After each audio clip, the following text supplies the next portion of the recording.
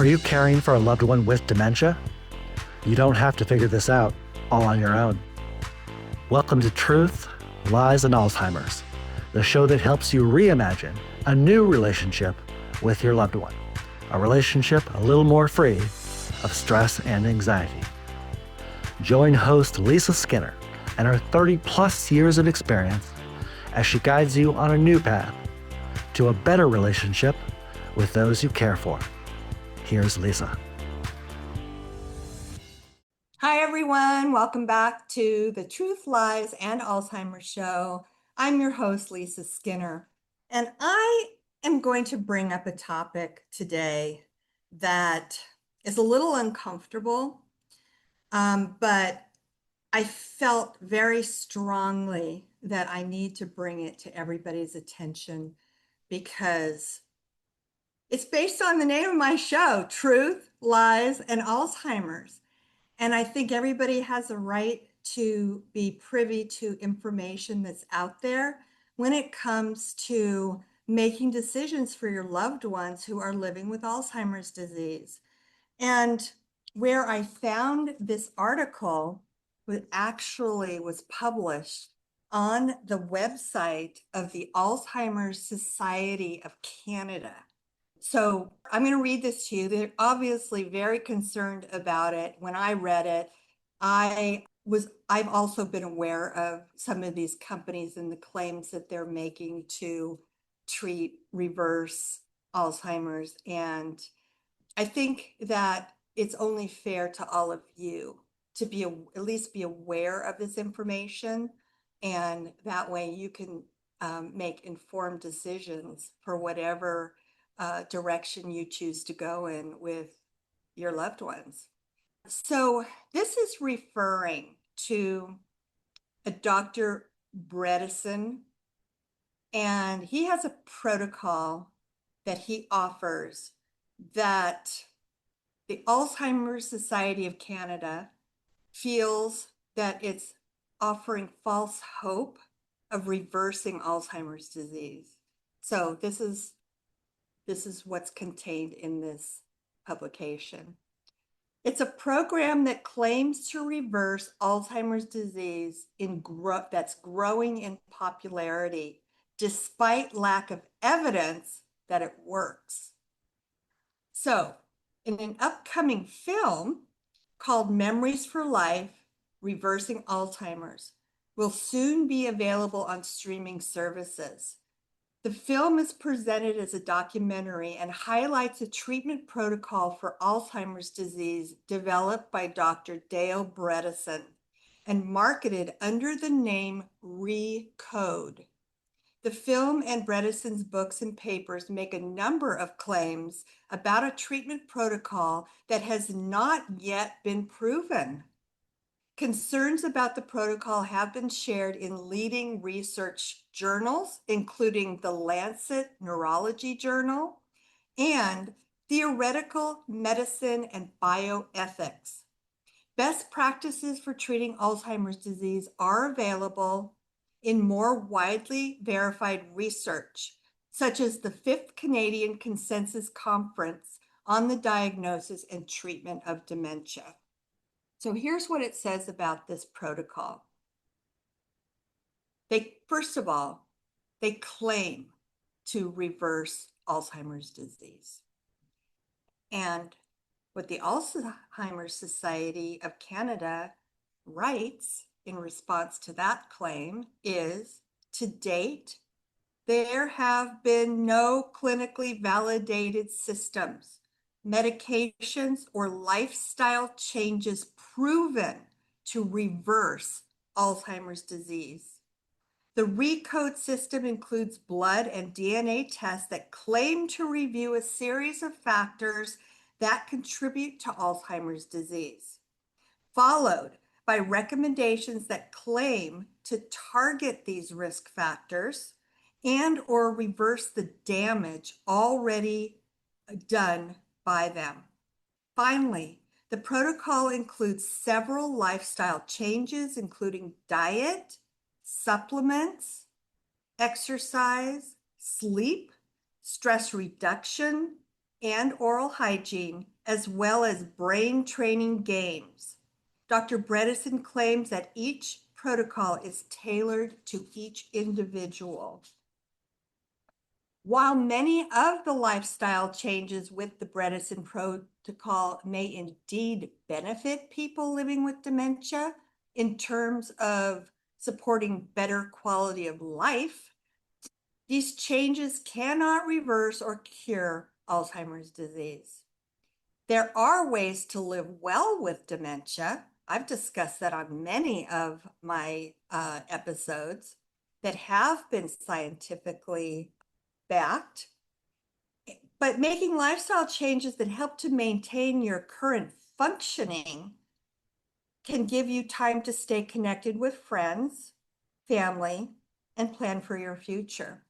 So, I was thinking about this because Alzheimer's disease has been a brain disease that's been around since mankind first showed up on Earth. And 125 years since Dr. Alois Alzheimer actually put a name to it and autopsied the brain of the client that had it and saw the plaques and the tangles in the brain and decided to call this condition Alzheimer's disease.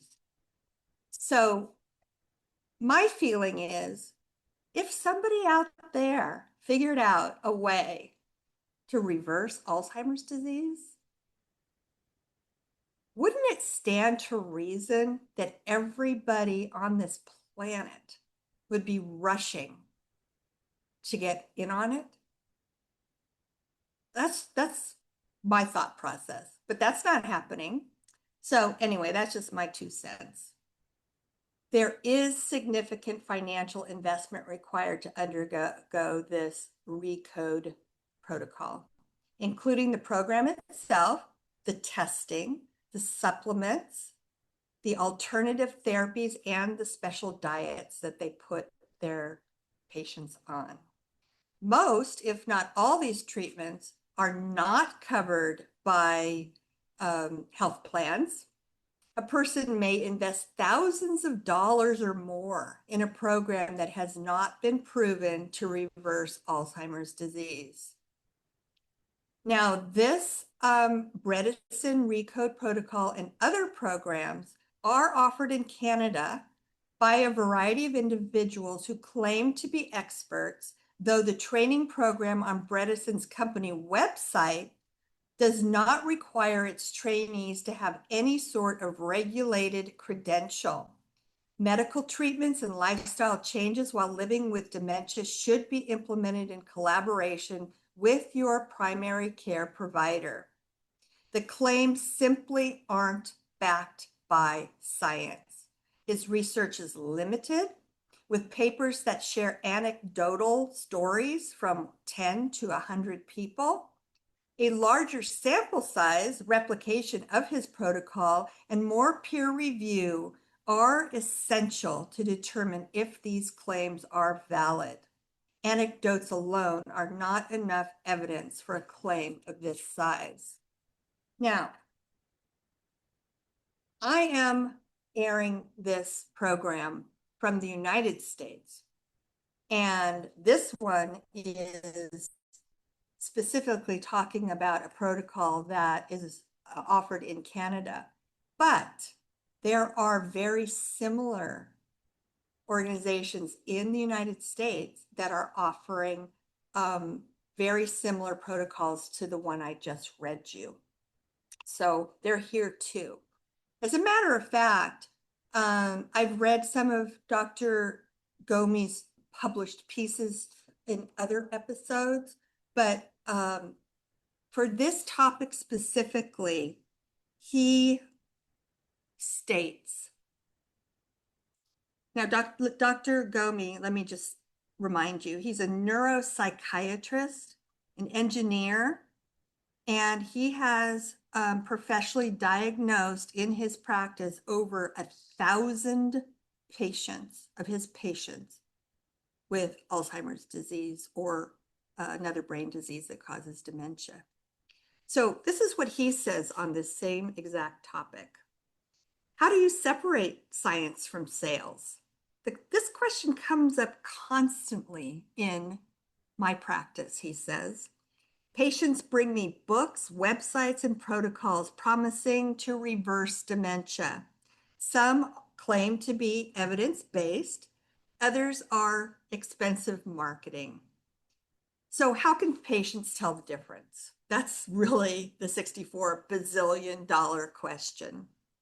So he uses, this is coincidence, he uses Dr. Bredesen's protocol treatment program as his example too. And he says the good.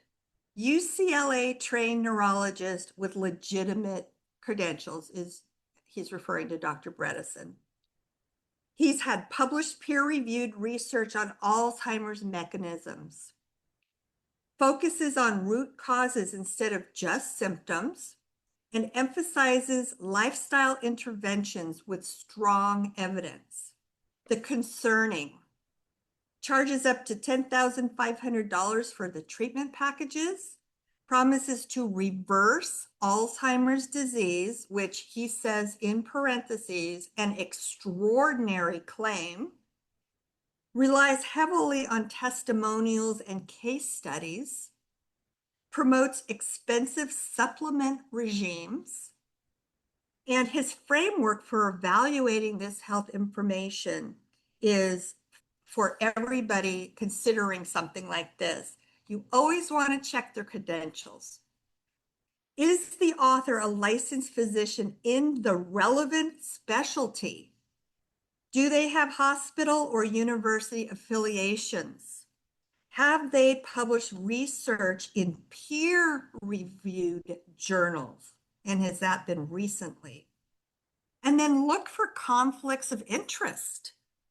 Are they selling something expensive? Do they profit from recommending specific products like supplements? Are they making claims that support their business model? And then he recommends evaluate the evidence that you uncover. Are claims based on large randomized trials or just case studies and testimonials? Have results been replicated by independent researchers? And then watch the language they use in their advertising or in talking to you. Real science uses cautious language. In other words, a couple of the examples he uses in quotes, may help or quote unquote suggests. Marketing uses absolute languages like quote unquote reverses, quote unquote cures, quote unquote breakthrough. The bread is an example, according to Dr. Ghomi, says his core principles are solid. They address sleep, exercise, nutrition, stress, social connection, and these interventions do have strong evidence for brain health. But paying thousands of dollars for personalized protocols, that's a little harder to justify. His advice to his patients, take the good, leave the expensive. Now, he lists free evidence-based dementia preventions, 150 minutes of weekly exercise, a Mediterranean-style diet, 7 to 9 hours of quality sleep each night, social engagement, stress management. If you have hearing loss, wear your hearing aids. They'll make a huge difference in your risk of developing Alzheimer's disease. You don't. He says you do not need expensive protocols to protect your brain. Red flags in health information. When they make claims like, this is something big pharma doesn't want you to know. This is one weird trick. Testimonials instead of actual raw evidence-based data. Expensive proprietary supplements he includes in that list, and claims that seem too good to be true. The bottom line, be an informed skeptic. And that is why I wanted to bring this information to y'all today in this episode of the Truth, Lies, and Alzheimer's show, because it's only fair to all of you to be aware of this information so you can do your due diligence. Yeah. So that is our two recently published articles about some of the claims that some of these companies are making can do for us.